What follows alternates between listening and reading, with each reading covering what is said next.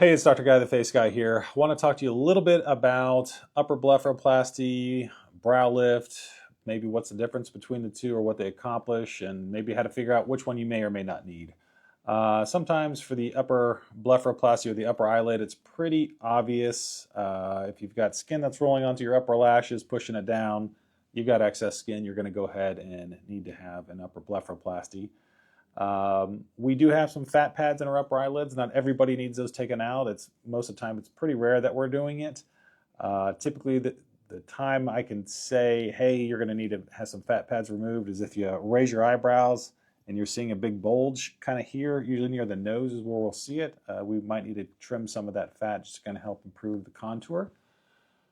But brows, and the brows, is one that's often overlooked. Patients will say, hey, I feel like my eyes look heavy, and if the brows start to sink down, it can push those lids down. And it might be a brow lift, which would be the answer, just to kind of help reset those and push those up a little bit higher.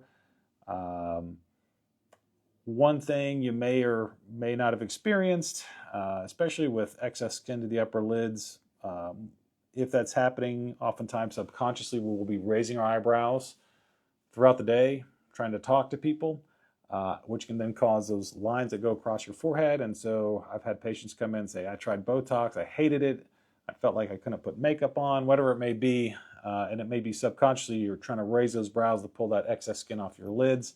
And when you use Botox or any of the neuromodulators, it may get to the point that you can't do that anymore and it's going to feel real heavy.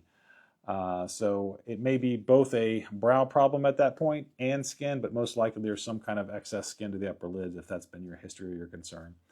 But if you're not sure, we'd love to help you out to kind of figure out what would be best for you.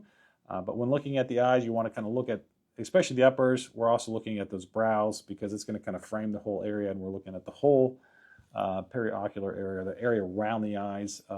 Most of the time it's not going to be just one little thing. Occasionally is, hey, you just have a little excess skin, we need to do that. So anyways, if you have any questions, we'd love to help you out.